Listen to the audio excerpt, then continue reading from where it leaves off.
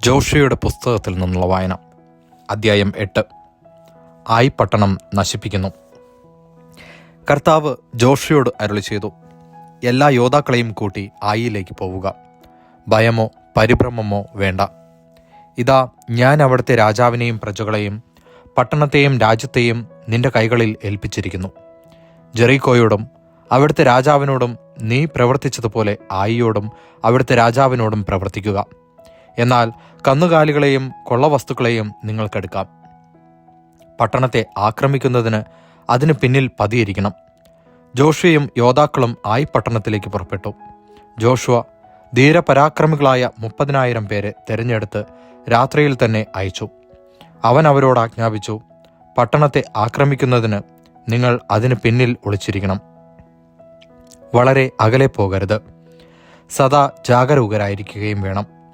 ഞാനും കൂടെയുള്ളവരും പട്ടണത്തെ സമീപിക്കും. അവർ ഞങ്ങൾക്കെതിരെ വരുമ്പോൾ മുമ്പിലത്തെ പോലെ ഞങ്ങൾ പിന്തിരിഞ്ഞോടും.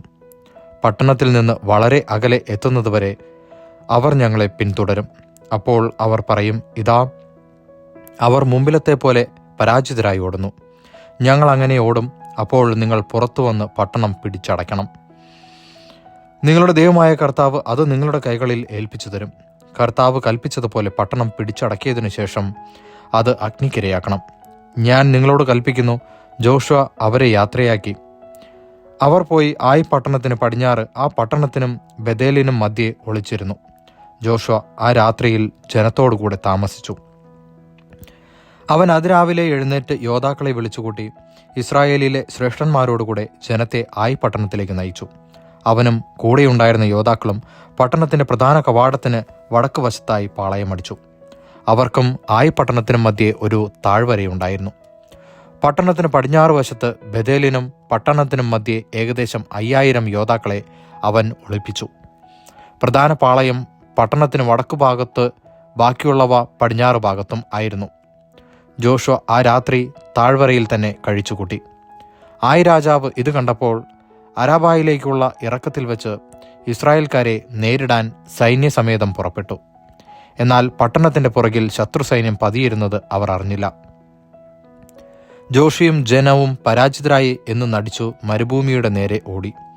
അവരെ പിന്തുടരുന്നതിന് രാജാവ് പട്ടണത്തിലുണ്ടായിരുന്നവരെയെല്ലാം വിളിച്ചുകൂട്ടി. അവർ ജോഷുവയെ പിന്തുടർന്ന് പട്ടണത്തിൽ നിന്ന് വളരെ വിദൂരത്തായി. ഇസ്രായേലിനെ പിന്തുടരാത്തവരായി ആരും ബഥേലിലോ ആയി പട്ടണത്തിലോ ഉണ്ടായിരുന്നില്ല. അവർ പട്ടണം അടയ്ക്കാതെയാണ് പോയത്. കർത്താവ് ജോഷുവയോട് അരുളി ചെയ്തു, നിന്റെ കയ്യിലിരിക്കുന്ന കുന്തം ആയി പട്ടണത്തിന് നേരെ ചൂണ്ടുക. ഞാൻ പട്ടണം നിന്റെ കരങ്ങളിൽ ഏൽപ്പിക്കും. ജോഷുവ അങ്ങനെ ചെയ്തു. അവൻ കൈ ഉയർത്തിയ ഉടനെ ഒളിച്ചിരുന്നവർ എഴുന്നേറ്റ് പട്ടണത്തിലേക്ക് പാഞ്ഞു ചെന്ന് അത് കൈവശപ്പെടുത്തി. തിടുക്കത്തിൽ പട്ടണത്തിന് തീവച്ചു. ആയി നിവാസികൾ തിരിഞ്ഞു നോക്കിയപ്പോൾ പട്ടണത്തിൽ നിന്ന് പുക ആകാശത്തേക്ക് ഉയരുന്നത് കണ്ടു. അവർക്ക് അങ്ങോട്ടോ ഇങ്ങോട്ടോ ഓടുന്നതിന് സാധിച്ചില്ല. കാരണം മരുഭൂമിയിലേക്ക് ഓടിച്ചവരുടെ നേരെ തിരിഞ്ഞു.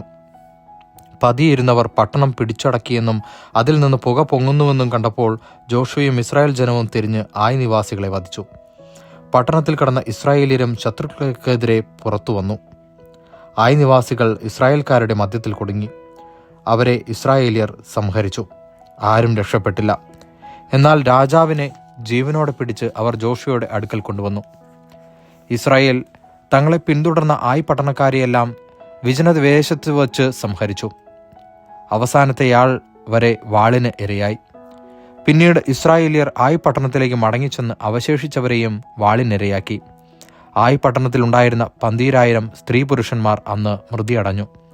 ആയി നിവാസികൾ പൂർണ്ണമായി നിഗ്രഹിക്കപ്പെടുന്നതുവരെ കുന്തം നീട്ടിപ്പിടിച്ചിരുന്ന തന്റെ കരങ്ങൾ ജോഷുവ പിൻവലിച്ചില്ല. കർത്താവ് ജോഷുവയോട് കൽപ്പിച്ചതനുസരിച്ച് ഇസ്രായേൽക്കാർ പട്ടണത്തിൽ നിന്ന് കന്നുകാലികളെയും കൊള്ളവസ്തുക്കളെയും എടുത്തു. അങ്ങനെ ജോഷുവ ആയി പട്ടണത്തിന് തീവച്ച് അതിനെ ഒരു നാശകൂമ്പാരമാക്കി. ഇന്നും അത് അങ്ങനെ തന്നെ കിടക്കുന്നു. പിന്നീട് അവൻ ആയി രാജാവിനെ ഒരു മരത്തിൽ തൂക്കിക്കൊന്നു. സായാഹ്നം വരെ ജഡം അതിന്മേൽ തൂങ്ങിക്കിടന്നു. സൂര്യാസ്തമയമായപ്പോൾ ശരീരം മരത്തിൽ നിന്നിറക്കി നഗര കവാടത്തിങ്കൽ വയ്ക്കാൻ ജോഷു കൽപ്പിച്ചു. അവർ അങ്ങനെ ചെയ്തു. അതിനു മുകളിൽ ഒരു കൽക്കൂമ്പാരം ഉയർത്തി. അത് ഇന്നും അവിടെയുണ്ട്. ജോഷുവ ഇസ്രായേലിന്റെ ദൈവമായ കർത്താവിന് ഏബാൽ മലയിൽ ഒരു ബലിപീഠം നിർമ്മിച്ചു. കർത്താവിന്റെ ദാസനായ മോശ ഇസ്രായേൽ ജനത്തോട് കൽപ്പിച്ചതുപോലെയും മോശയുടെ നിയമഗ്രന്ഥത്തിൽ എഴുതിയിരിക്കുന്നത് പോലെയും ചെത്തിമിനുക്കാത്ത കല്ലുകൾ കൊണ്ടുള്ളതും ഇരുമ്പായുധം സ്പർശിക്കാത്തതുമായിരുന്നു അത്. അതിൽ അവർ കർത്താവിന് ദഹനബലികളും സമാധാന ബലികളും അർപ്പിച്ചു. മോശ എഴുതിയ നിയമത്തിൻ്റെ ഒരു പകർപ്പ് ഇസ്രായേൽ ജനത്തിൻ്റെ സാന്നിധ്യത്തിൽ ജോഷുവ അവിടെ കല്ലിൽ കൊത്തിവെച്ചു.